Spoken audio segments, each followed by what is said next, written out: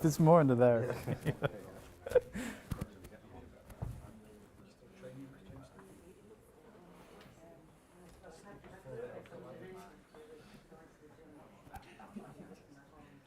Is this an inaugural or a professorial?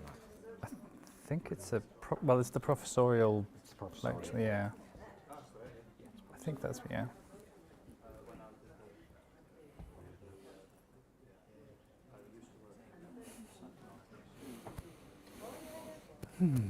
Right.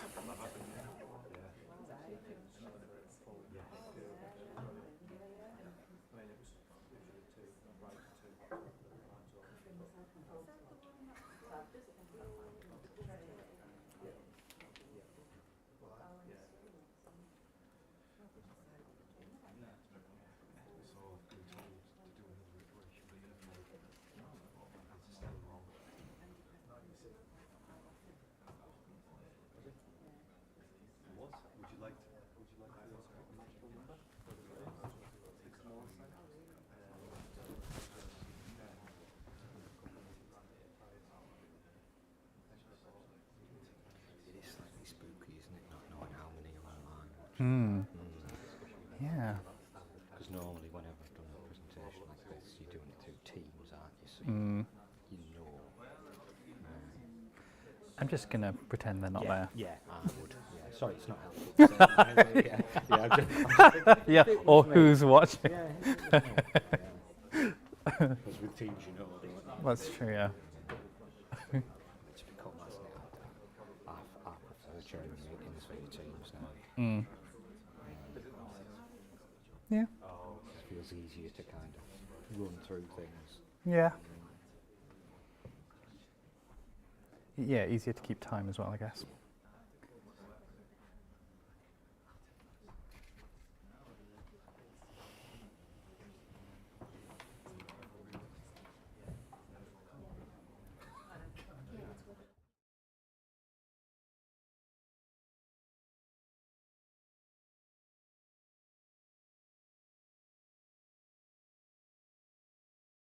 To this, which is the latest in Teesside University's series of Professorial Lectures, and I'd like to introduce our speaker tonight, which is Professor Matthew Cotton of the School of Social Sciences, Humanities and Law. Matthew joined Teesside University as Prof of Public Policy in our School of Social Sciences just in July of 2020, and probably couldn't have come at a better time, really, despite being in the middle of a pandemic. So it took us a little while to meet face to face, didn't it, Matt? But we have now, of course, but also at the point at which the northeast of England has really become the focus of a lot of these agendas that Matt's going to talk tonight. We've seen a huge renaissance in interest in the regions, and of course what we have now all got used to calling levelling up, and energy and green transitions are going to be a huge part of that, and that's Matt's particular area of expertise, and one of the many reasons that he joined the school. We've taken a bit of a strategic turn in that area in social sciences over recent years, and Matt is one of our research leaders in helping us to achieve what we want to achieve, both in terms of developing that research with new courses of teaching and so on. So I'll just give a little bit of background before I hand over to Matt. Prior to joining us, Matt was Associate Professor of Human Geography and Environmental Studies at York, and held previous lecturing positions in urban studies and planning at the Sheffield, Sustainability Studies, and at Leeds as a postdoctoral fellow, and at Exeter in Manchester as well. His research and teaching and public outreach work mainly focuses on the study of social and environmental justice, as you know, how environmental change affects community well-being now and into the future, and how citizens become actively involved in political decisions about technology, biodiversity and climate change. So the theme for today, as you've seen, is a just transition for the northeast of England, a theme, of course, as I've said, which couldn't be more important for us all. So today he's going to discuss how investment in the northeast of England to meet government targets on net zero greenhouse gas emissions can stimulate economic growth and provide a fair and sustainable transition for the people of the Tees Valley. So without further ado, I'll hand over to Matt. All right, thank you. Okay, thank you everyone for coming. So it's customary, I think, in these things to give a bit of a background about me. So I have lots of logos. With the slight sojourn into local into local authority working. Other than that, I've spent almost my entire adult life in universities. Lots and lots of logos.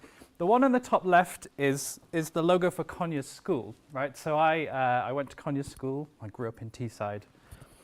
It was pointed out to me the other day that this is the same school that the mayor of the Tees Valley Combined Authority went to, Ben Houchin.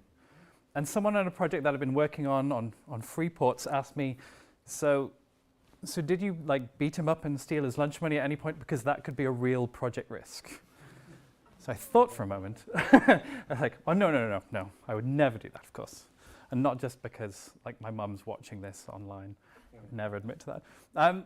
But yeah, so from Teesside, I went to Birmingham University. I studied politics and international relations. Again, two very topical subjects at the moment. But after that, I came back to Teesside. I did a master's degree in social research methods.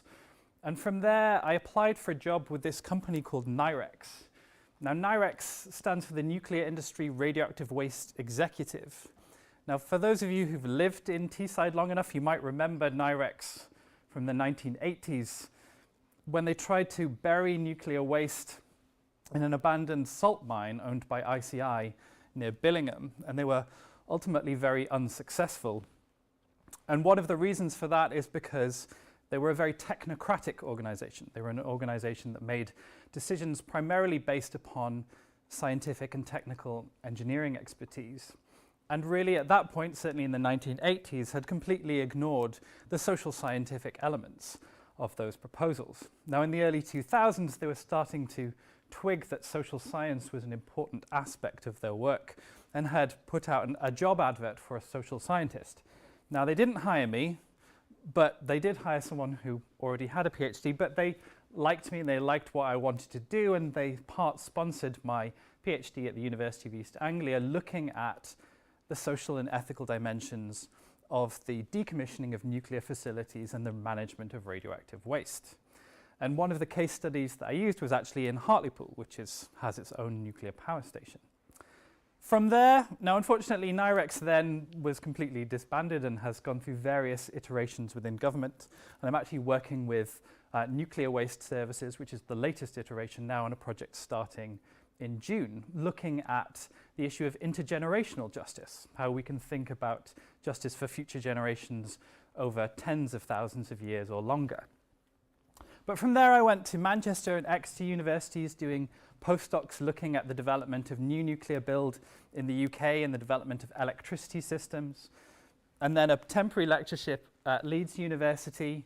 So part of the reason for all of these logos is possibly a sad indictment of the state of higher education and the number of short-term contracts you have to go through before you get a permanent one. But my first permanent contract was at Sheffield University, teaching environmental policy, and then on to York University teaching geography, and then back here teaching more in my specialism around politics in the Professorship of Public Policy. Now, in preparing this presentation, I thought I could talk about a lot of the things that I've done in the past. One of the things I hate about this task of talking about yourself is I have quite a varied research background. I've published books on ethics and technology, books on nuclear waste, and most recently, for fun, I wrote a book about virtual reality and how you can use virtual reality for pro-social purposes, how you could build empathy within communities by bringing them closer together. One of the reasons I wrote that book was because writing about the environment is really quite depressing. Many of the things that we learn about environmental futures are not positive, and to be honest, for my own mental health, I needed to try something else for a little while.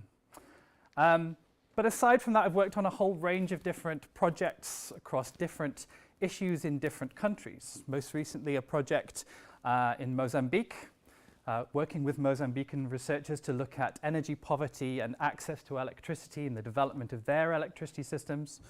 I'm also a slightly strange affiliate of a research group in Iran, because I met a nice research associate once at a conference and started helping him write a paper, and then just carried on this affiliate link. I also work on issues around marine plastic waste management, quite a lot on fracking. and some areas around climate change and climate governance. So in short, I've worked on a range of different things in the last few years. Now, one of the things that you might not have heard recently was that the IPCC, the Intergovernmental Panel on Climate Change, have just released another report. This rather got swallowed up in the other big news that's happened around about the same time. But one of the sad facts is that it is a damning indictment of failed global leadership on climate change. Unfortunately, many of the worst impacts that we thought we could push out towards the end of the century are happening much faster and much stronger than we originally anticipated. 40% of the world's population is highly vulnerable to the impacts of climate change, putting this at a high, an estimate of around 3 to 3.6 billion people, and that's with a high confidence level. If global warming reaches 1.5 degrees in the near term, this would cause unavoidable increases in various climate-based hazards and multiple risks to ecosystems and humans. Beyond 2040, which is really not that far away, this will lead to numerous risks to natural human systems. We find the IPCC found 127 identified key risks, which are going to be multiple times higher than are currently observed. They also talk about a range of other things around climate adaptation and community resilience, and some of the things they also talk about now increasingly are around biodiversity and ecosystem services and the importance of conserving land in order to protect our future climate. But one of the kind of key points that I took away is that prospects for tackling climate change are enabled by inclusive governance, adequate and appropriate human and technological resources, information, capacities, and finance. Now, for the northeast of England, which is what I'm here to talk about today, that means a lot of investment. But for social scientists have really latched onto a recent term which is called a just transition. And this means moving away from an unsustainable economy involving fossil fuel intensive economic activity towards a more sustainable economy that is fair to everyone. Now, one of the problems that we've seen in the northeast of England is what happens when you have an unmanaged energy transition. Most notably, the move away from coal in the 1970s and 1980s was itself an energy transition. But it was one that was managed in such a way that allowed the free market to kind of come in and then hopefully fix the communities that were left behind. And that, unfortunately, has been a cautionary tale for governments across the world when they realize that what this leads to is entrenched poverty, social exclusion, and what was previously called a red wall across the north of England. Now, the idea of a just transition is also being taken up within European policy. Within the European Green Deal is this thing called the Just Transition Mechanism, which is around about €1 trillion, which they are going to give primarily to communities, which are things like former steelworking communities or coal mining communities, to aid them in that transition away from fossil fuel intensive economic production. Now, we have something similar in this country. It's not managed through a big centralized pot because we are, of course, no longer part of the European Union. But there is a lot of work around bringing funding and investment, and a lot of it is coming to this region. These are just a range of like screenshotted headlines that have happened really in the last few months. Lighthouse projects on green fuels for aviation, infrastructure investment, the development of green hydrogen fuels. And this is also coupled with a levelling up agenda designed to bring administrative functions and other kind of political processes to the north of England. Now, together, this represents a huge opportunity. But the question that drives me is, well, what can we learn from transitions that have happened in the past? This is not the first technological, industrial, or energy transition to affect the Northeast. The Northeast is, of course, the birthplace of the railways. It had nuclear power. This is Hartlepool Power Station, and new renewable energy offshore. It's had a steel industry that has been mothballed and is being replaced. It had coal production. We've also had shipbuilding and other forms of manufacture.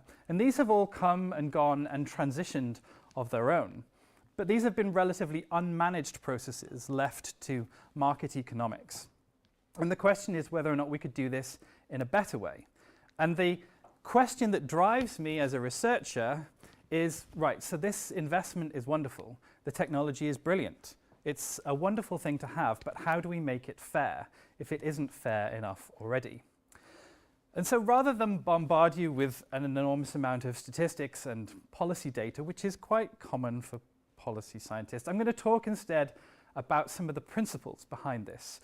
I'm particularly looking at principles of fairness that I think are important within this broader political process of just transition. And fairness is about 4 principles. And the first one I'm going to talk about is fairness of distribution. Now, I'm going to start by talking about, Daniel Kahneman, the Nobel Prize-winning economist, who started, one of the things he invented, effectively, is the idea of what we call behavioral economics. Now, behavioral economics is a different form of economics to classical economics that you might learn at university. Classical economics treats every individual as a rational actor who maximizes their own utility. And I'm going to demonstrate utility using the power of chocolate in a moment. So we're going to play a game. And this is a game that Kahneman originally called the dictator game. It was adapted slightly to be something called the ultimatum game. Courtesy of Disney, this is Scrooge McDuck, in case you were wondering. So I need a willing volunteer, preferably one who likes chocolate. Can I have a willing volunteer? There is chocolate in it for you if you volunteer. Yes? Okay, thank you. Now, for the purposes of the people at home and in the audience, here are 10 chocolates, right? Okay. Now, I am going to decide, in the ultimatum game, you have one person who decides how the pot of, in this case, 10 chocolates is distributed. Now, I could give you 10, or I could give you 0, right? Now, I'm going to give you 5. Now, your job is simply to say yes or no, whether or not you accept the offer that I'm making for you. If you accept it, then we both take what is allotted, and if you don't accept it, then both of us get nothing. So if I offer you 5, are you happy to accept that? Yeah, I am. Okay, so you can choose 5 of your own.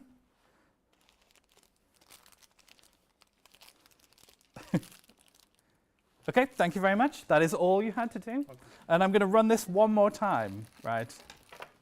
Now, how many have we got here? 1, 2, 3, 4, 5, 6, 7. I need one more volunteer who also likes chocolate. Go on then, we have one. Yeah, Right. So this time I'm going to be the person deciding, the dictator as such. And I'm just going to give you 1, right? Now the question is, if you have 1 and I have 9, do you accept that? No. Right, okay. Now most people wouldn't, right? So we get nothing. I'm sorry. Sorry, you have to sit back down. No chocolates, I'm afraid. But what this points out is a principle of economics. Now, from a classical economic perspective, the decision that I made in the first round was irrational. Why would I give away anything, right? I could have had all of that to myself and kept it. And basically, I would have been much better off in terms of maximizing my own utility. In the second experiment, Professor Crawshaw was also irrational because by rejecting the 1 chocolate that he was offered, he ended up with nothing.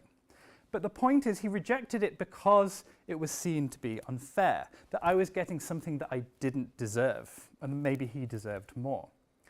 Now, this is one of the kind of core problems within politics, is how do you distribute things in a way that is fair? Now, within this experiment, there is a set pot of resources, right? The resource pot of 10 chocolates doesn't grow.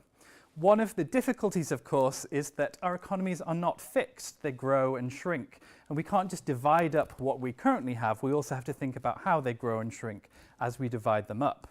So say, for example, I were to take a cake. I'm going to start with this cake here. Now you can see that this chocolate gâteau is divided neatly into 12 pieces, right? If I were to offer everyone a slice of cake, we had 12 people, we had 12 equal slices of cake, we would all accept that quite readily. But if the cake was the size of a French fancy, for example, or one of those mini Bakewell tarts, and I were to divide that into 12, then we might complain that we didn't have enough cake. So one of the core problems in politics is not just how do we divide what is there as a total proportion of the pot available, but also how big is the pot. Because if you have, 1/16 of a slice of a massive cake, that still might be enough cake for you. And this is where we come to the work of another philosopher called John Rawls. And John Rawls was a very influential philosopher on the theory of justice. He wrote a book in the early 70s called The Theory of Justice. It's a 600-page long tome that was nonetheless made the New York Times bestseller list. And I've read it. It's not actually a particularly easy read. In the late 1980s, was it late 1980s or early 90s, in Tiananmen Square, students were seen to be brandishing copies of this book. They were photographed standing in front of tanks holding this book. Now, John Rawls basically posted the idea of the kind of cake model of fairness. And that is simply, he posited two ideas. One is the idea of what he calls the veil of ignorance, behind the original position behind a veil of ignorance. Now, the original position is one where you have a cake, right? And you know how to divide it. You have the knife. You are the one in control. But you don't know which slice you're going to get at the end, right?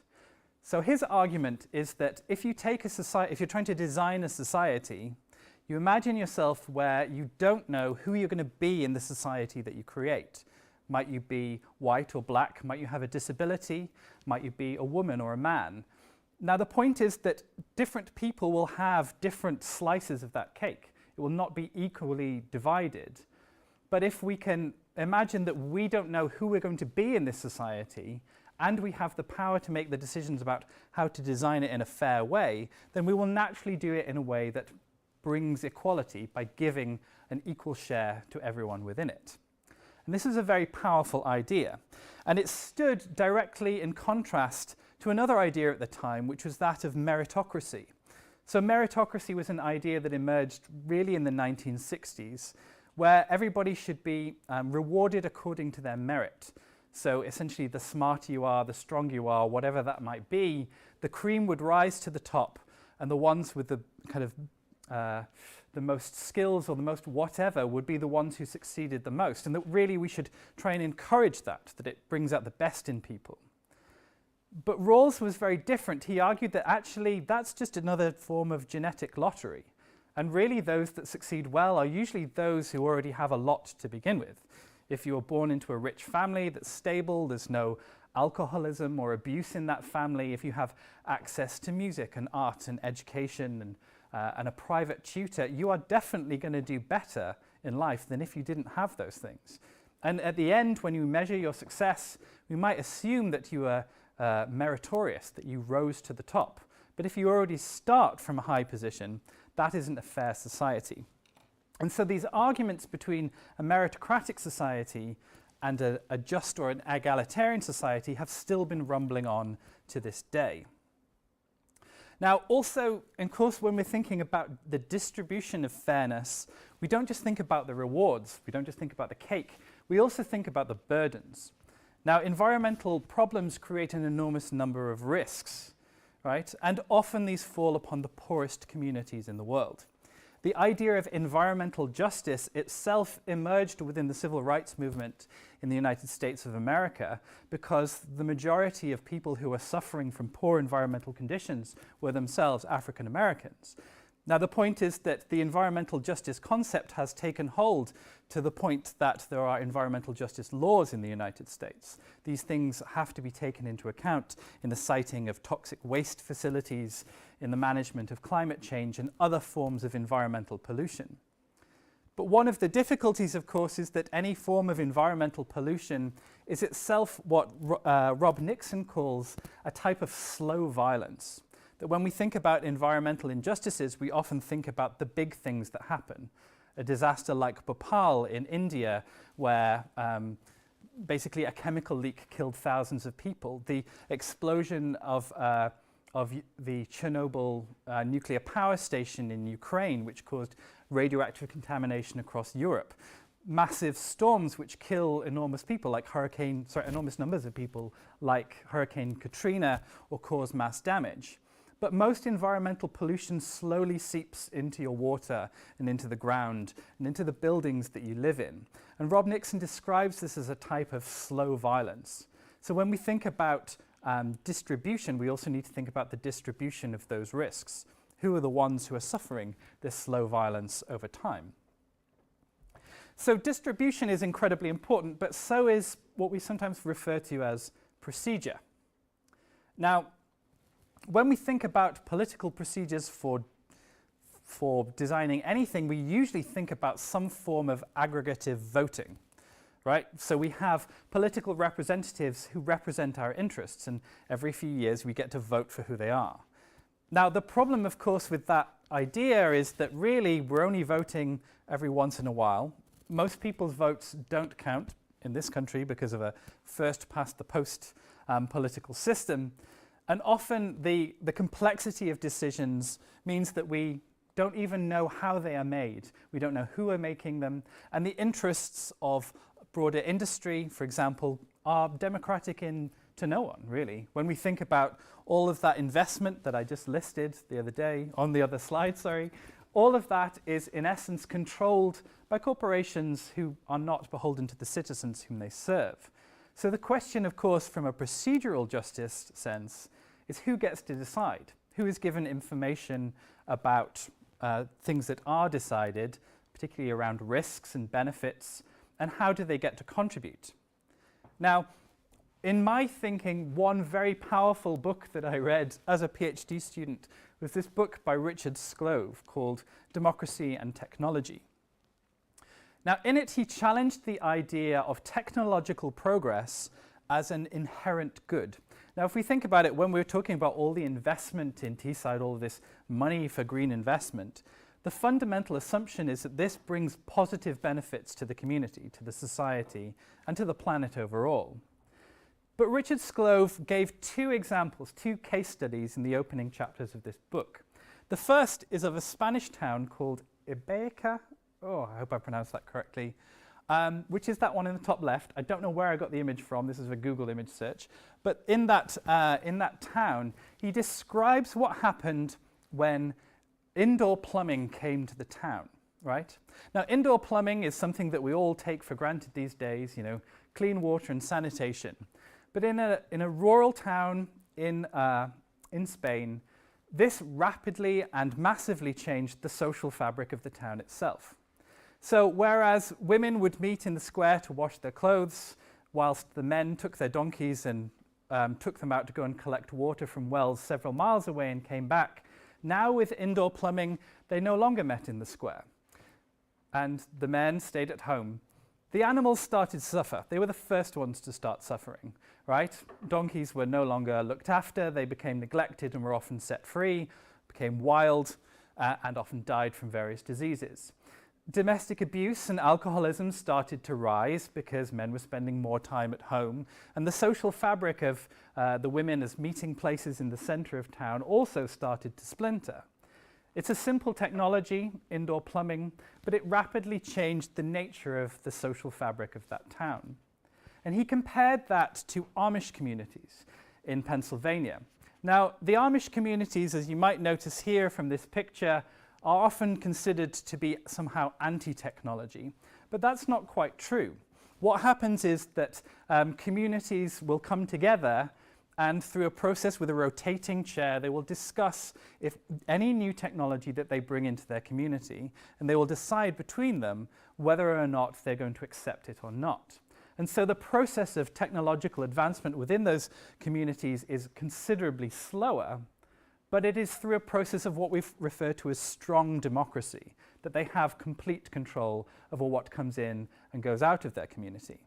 And that's something to consider when we think about the procedural justice of this new green transition.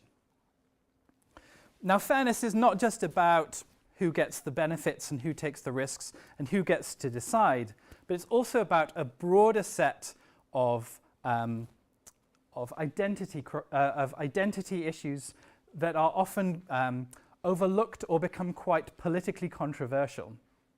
You might have seen this diagram somewhere. It's actually by someone called Angus McQuire, and it's been adapted in various different ways. You might have seen various different versions of it. But in it, he tries to kind of show you the difference between equality, that's the cake model where everybody gets the same thing, between equity, where you give the most to the ones who need it the most, to inclusion, where you trust, instead of trying to fix the problem by giving more money or more resources, you take away the barriers that stop them, to the sense of belonging, where people feel part of the same team. And so it is really, if you like, an evolution of fairness concepts from the top left to the bottom right.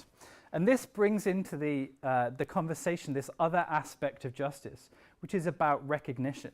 And this is particularly acute for indigenous communities across the world.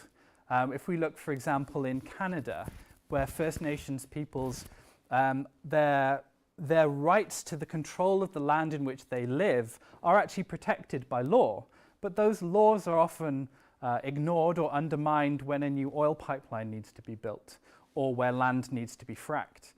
And the idea that their own customs, their own laws, their own cultures are ignored in the process of progress or through existing legal systems that don't recognize those rights becomes a huge problem for environmental justice across the world. But it isn't just these kind of, if you like, the hard problems of recognition. It's also some of the soft problems of recognition that are born through the language that we use to describe things. Now, another area of research that has particularly interested me is the role of language in environmental justice. And a paper that I found quite profound, and I often talk about it, is a paper by Thibodeau and Boroditsky, which is called Metaphors We Think With, the Role of Metaphor in Reasoning. And it's an experimental study that involved a control group, but also two groups where they discuss the issue of crime. And all they do is they get people to make decisions about how they should deal with the issue of crime in a city. But they give one group a short extract to read, which includes a description of crime, which includes a simple metaphorical phrase that crime is a wild beast stalking the city. And in the other, they include a simple metaphorical phrase which says that crime is a virus that is infecting the city. Two different forms of metaphors used to describe the same thing. And you might be unsurprised to hear that those that read the wild beast stalking the city metaphor were more likely to opt for policy measures that involved incarceration, some form of kind of increased police response, whereas those that read the virus metaphor were more likely to opt for kind of healthcare measures or some kind of remedial response. Now, philosophers of language and psychologists have often shown us that our very processes of thought and interaction are governed by metaphorical language, that the language we use to describe something changes the way in which we think about it completely. And this is something that I've looked at quite a lot on a range of different issues, particularly around the issue of fracking or nuclear power, for example. Now, in the issue of fracking, for example, one of the kind of main metaphorical problems that we have is whether or not we describe the issue of shale gas that is pulled out of the ground through unconventional means. One of the big ones is just simply, is it a clean fuel or is it a dirty fuel? Right? If you ask the industry, they would say shale gas is clean because it's clean burning, it doesn't produce particulate matter like coal, and it has a much lower carbon footprint than coal. If you ask an environmental campaigner, they'll say it's dirty because it involves pumping wastewater back into rocks underground or fugitive methane emissions which cause global warming. Whether or not a group of actors captures that storyline of whether or not shale gas is clean or dirty becomes really important as to whether or not it actually happens. And we can see that the ones who captured the dirty framing won, because fracking has more or less completely died in this country, even under conditions at the moment where we are starting to question our reliance upon Russian oil and gas. At no point has has the UK decided that fracking is a kind of positive way to go down at the moment. But the point is that what is true of a specific environmental issue is also true of people overall. Now, I'm going to use this word. I realize I probably spelt it wrong, because actually if you have smoggy as a noun, you probably spell it G-I-E at the end. Now, I've got this word up here, and I just wondered, what does everyone think about the word smoggy?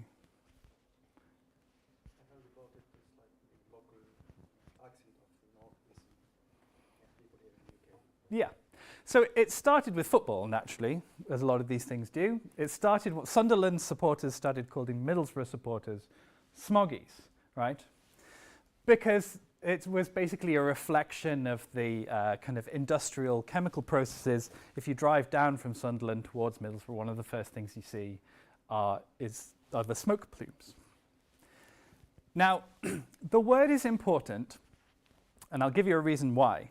Now, in Brazil, in a town called Goiânia, in the early 1990s, a bunch of lads, basically, were going through an abandoned hospital looking for anything valuable that they could take and then sell on. One of the things they found was a kind of glowing blue rock, effectively. And they didn't know what it was, but it looked shiny and it looked valuable, so they took it. Right? They took it away, they showed their friends, they showed people in the town. Now, it might not surprise you to realize that those people then died of acute radiation poisoning within a few days, because what they had found was a radioactive cesium container taken from I think it must have been an MRI scanner or something that was used for medical purposes. Now, that is a tragedy in itself, but what was interesting from a sociological perspective is that people then started to shun the town as a whole. The number of fatalities was very low. I think it was 2 or 3 people had died. But the sense that the town had itself become contaminated by this event and should thus be avoided by other people persisted long after the risk had declined. Now, the idea of what we sometimes call industrial stigma, the idea that a place becomes stigmatized by the nature of the industries that live it, that exist within it, and not only that, but the people themselves who live there are in some way contaminated, is important. So the term smoggy is itself a defining moment in creating the identity and the character of the place and the people within it. Now, the term smoggy is not the worst epithet you could hurl at someone. There are plenty of racist, sexist, ableist, transphobic or homophobic slurs you can hurl at someone, and smoggy is a pretty gentle one by comparison.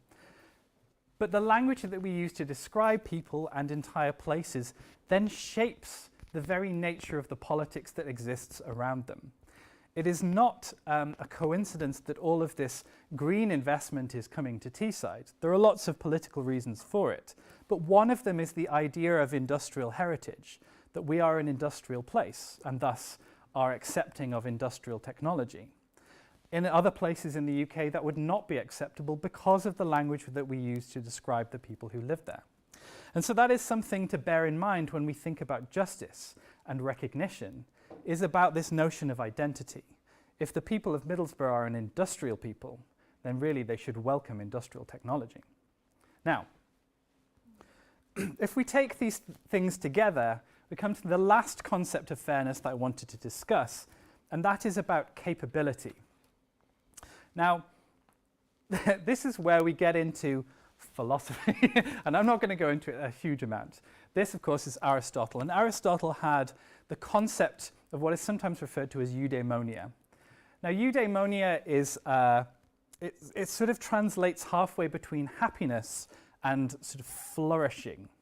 That the idea that, that an individual should flourish through virtue, that they should be virtuous people, and that the meeting of their needs and their capabilities and their higher self should be the basis of a moral philosophy. And I want you to keep in mind the idea of what it means to flourish, because it's not an easy concept to pin down. But 2 people, Amartya Sen and Martha Nussbaum, have really tried to tackle this in their work. by developing what they call a capabilities approach. And this is primarily for development politics and development economics. You know, Amartya Sen was a Nobel Prize winner in economics. But the argument is that individuals should have the capabilities to conceive, pursue, and revise their life plans. And describing capabilities, it's quite a complex model, of course, these things always are, but it comes down to three things, basically. Capabilities are the things that you can do, and the things that you basically need, right?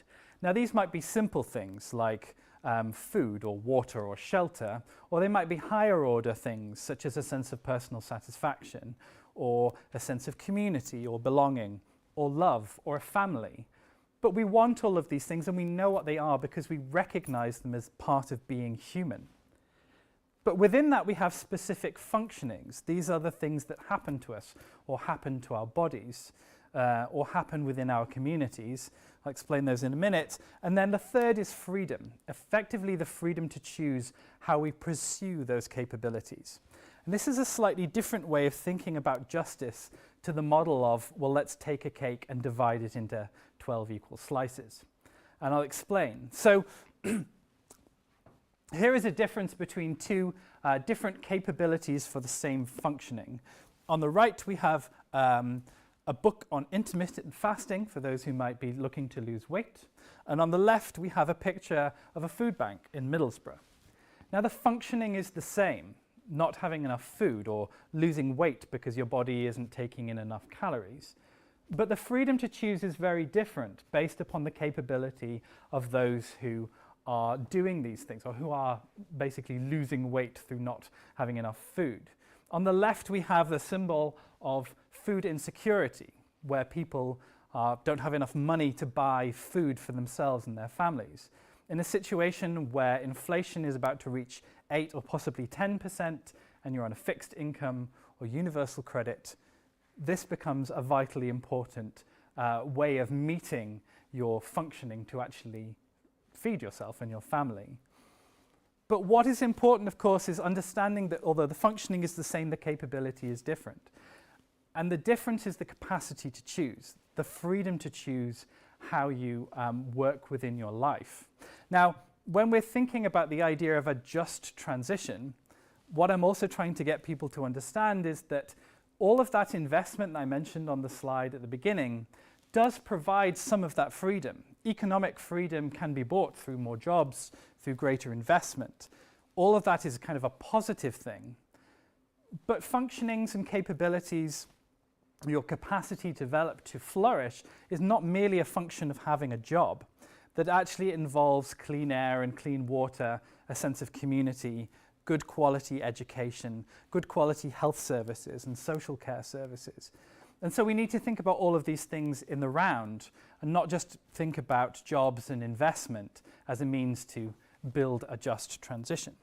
And so it's also important to involve the social sciences in these discussions as well as simply the engineering for a sustainable future. Now I'll just kind of give you a picture of, this is a map. This is based on government data. Obviously it'll be a little bit different now. This is a measure of indices of deprivation in England, right? And you can produce these going to various what they call lower super output areas. It basically shows you different regions and it models them. They've actually changed the colors. I think it used to be red versus green. Now it's dark blue to light blue. I'm not sure if that changes the problem, but it changes the visual. You can see that the darker blue it is, that means that they are, the darkest blue means that you're in the lowest 10%, the lowest percentile for deprivation. And the lightest colors, the ones that there are basically no color, is where there is the least deprivation. Now the pinpoint is where, more or less where I grew up, in a kind of Yarm, Eaglescliffe sort of area, where although there are some areas of deprivation within that, I didn't grow up in one. And I'm a professor, right? Now that is not a coincidence, right? The idea that I start from a stable economic position and then advance from there is part of this discussion, or at least it should be. Now, my question, of course, is that when we bring all of this investment to Teesside, is it just going to go to the nice kids who live in Yarm? And that is one of the things that I think we need to consider in the future. And so in terms of the concluding thoughts, green innovation is an important part of the sustainable transition, but it is not the only one. When we go back to the IPCC report, one of the things that they say very clearly is that technology is not a silver bullet. We are not going to kind of green hydrogen our way out of this, right? It requires social innovation at the deepest level, as well as technological innovation in order to prevent climate crisis. But from a social science perspective, how we describe the problem and the language that we use is also quite important in defining what the problem is and then how it must be tackled. I think when it's very clear from the IPCC report and from environmental justice movements across the world that fairness must be at the heart of this transition process, that we can't just build technology and hope that it saves us, that we must think about the poorest across the world. And one of the things that I haven't really touched upon is kind of global climate justice movements, right? How we can start to think of ourselves as beyond just a simple single community in the northeast of England to being connected to global forces across the world. And that is incredibly difficult for lots of different reasons. Now, the tranche of public and private investment in the northeast is welcome to a region that has suffered multiple transitions over the last century that have been very poorly managed. So it isn't an anti-technology stance or a kind of Luddite stance, or even really a political party bashing. This is welcome, don't get me wrong, but it must be managed in a way that it wasn't in the past.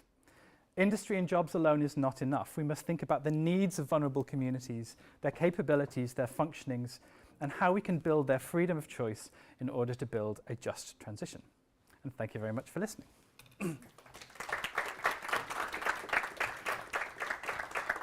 Thank you very much, Matt, for what I'm sure everyone will agree was a fantastic and thought-provoking presentation.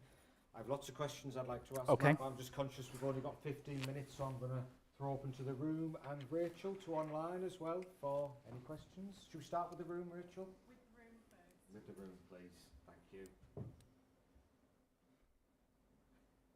Any questions? Yes, Yeah, thank you. my name is Sharad. You touched upon the global issues and how it is going to be complicated rather than focusing on one community. How to ensure, let's say, inclusive or equitable distribution? If you're going to look at things as you go deeper and deeper and minute ways, it's easier to manage. But as you grow up, like if you just include Northeast, it's okay. Maybe you can have some manageable distribution. But if you include maybe the whole of England or the whole of UK, going further, the Europe or the Asia, the third world countries like India, etc. So where does that end? Yeah, that's a good question. I'm going to repeat it just for the people on home. So, yeah, I suppose your question is, how do you, if you're thinking about sustainability in a local community is relatively simple, but scaling it up is difficult. Is that fair? Yeah. Fair, yeah. So, I think, so when I mentioned the capabilities approach that Sen and Nussbaum developed, that was actually very strongly influential in the development of the Millennium Development Goals and what we now call the Sustainable Development Goals, which is the idea that you can break down this problem into a series of discrete issues, from climate change to sustainable cities to economic growth to gender equality and all of these things. And then you can break those down further into specific indicators, and you can use these to measure progress across the world at any kind of scale. Now, there are some problems with that approach, but it is actually really effective in showing progress towards environmental justice globally, and then comparing, local to regional to national to international kind of progress. Does that make sense? So in many respects, I'm quite positive about the ways in which we can measure sustainability. Of course, we just need the political action for it to happen, and that, of course, is a very big problem. So does that answer your question? On the measuring part, Kind of. yes. Okay, thanks. As you said, the political action, one of the factors is. Yeah. And know it's a difficult. I'm not expecting an answer. Also. Yeah, it's a tricky one to answer. It's okay. Thank you. Thank you. Thank you. Hi, I'm Sherry, Hiya. and I am an energy professional. When considering developing countries, for example, how we are to transition from from fossil fuel, especially countries that have abundance of oil and gas, and there's so much pressure, the IPCC, the Kyoto Protocol, I was at COP26, and it was beautiful to see everyone come together to push towards a transition into a sustainable form of energy. How do we balance it, from a just transition to a fair transition? Some of these countries don't have the ability to afford, this transition. Yeah. And and we want to transition. We don't want to go past 2 degrees centigrade, or we want to reduce it, from 2 degrees to below 1.5. Yep. How do we balance, this? How do we balance this? Okay, so just again for the online version. So your question is, how do you balance, if you like, progress that is fossil fuel based in countries that have an abundance of fossil fuels, and how do you encourage that kind of that rapid transition? So you are of course right. That is a huge problem. What I would generally say is that for many countries that are considering their transition, the idea of using gas, for example, natural gas as a bridge fuel, makes a lot of sense in somewhere like Mozambique, which I've worked in, which has massive amounts of gas just offshore and on land. Rather than extracting that and selling that on international markets, why not use that gas to fuel economic development at home and then build the economy, rather than this notion of what sometimes called extractivism, where things are kind of taken out and sold, where somebody else, a global corporation, will profit from that extraction. So the first thing is about using that resource to build economic capacity in countries that have abundant resources in a much better managed way than, say, for example, Nigeria, where you have enormous abundance of oil and gas being exported, and yet the local people in Nigeria can't afford to buy petrol, for example, because it's too expensive. And so the idea of governance and managing that in a fair way, I think, is very important, and there are no real kind of simple answers. But I think the first one is maybe we should stop extracting things for a global market and start thinking about how you can build kind of the domestic economy so that they can benefit from those resources.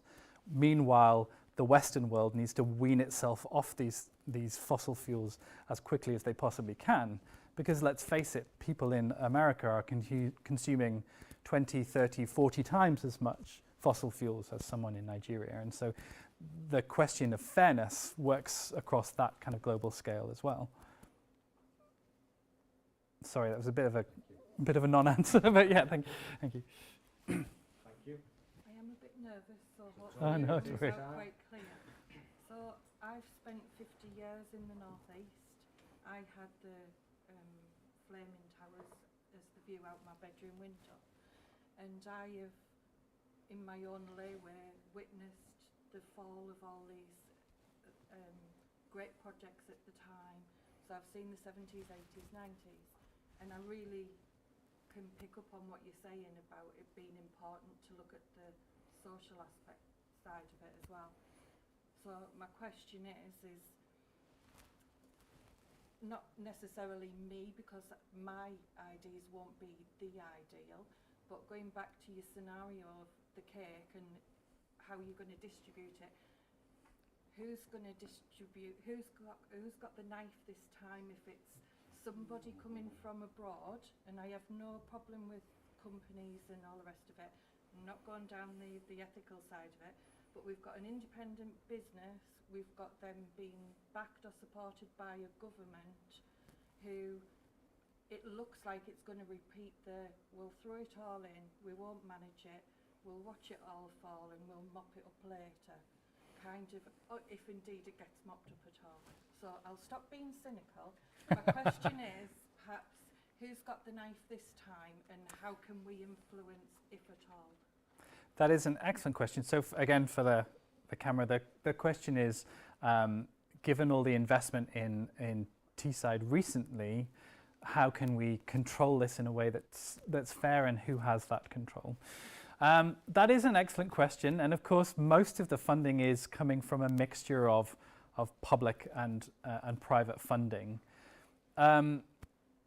The question of who controls it, again, is a very difficult thing in a global economy. When we look at the collapse of the steel industry, for example, and we have experts in the room who know about this, one of the things that came out of it was a sense that the people of Redcar, when the steel plant closed, didn't have a lot of control over global markets for steel production, and the production of steel in China reducing the value of steel on commodity markets, which made it economically impossible to run the plant at a profit. And so it gets closed and an entire industry dies, and the community suffers along with it.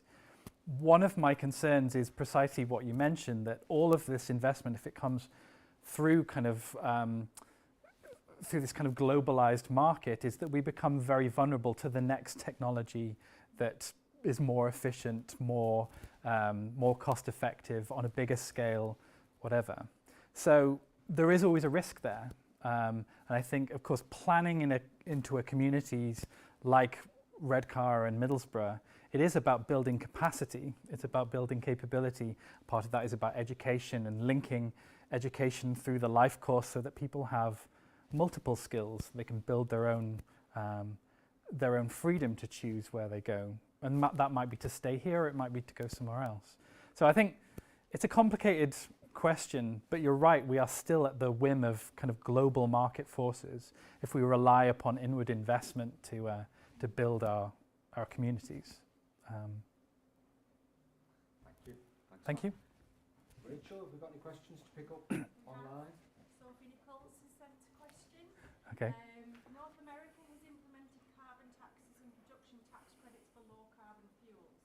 What policies do you think would enable a just transition in the North? That's a good one and a tricky one. So I guess we have something similar in effect, because we have a green investment bank. We also have the kind of the levelling up agenda. We had the community renewal fund. There's lots of, if you like, kind of tax and spend models for bringing more investment to the Northeast, and particularly focusing upon kind of vulnerable communities. I do think that a good model is either that or the European Green Deal model, where you have a centralised pot that communities can bid to. And not only that, but also kind of government support so that they can spend that money effectively, so that the communities directly benefit from the kind of financing of green technology. So there are some quite effective models out there, but we have a slightly more industry-focused model, obviously in the UK, than we do in Europe. That makes sense. One more. Thanks, Rachel. Rob Hawkes has sent a question. Okay. Climate finance and loss and damage reparations were big sticking points at COP26. Do you think a just transition will require a rethinking of money itself?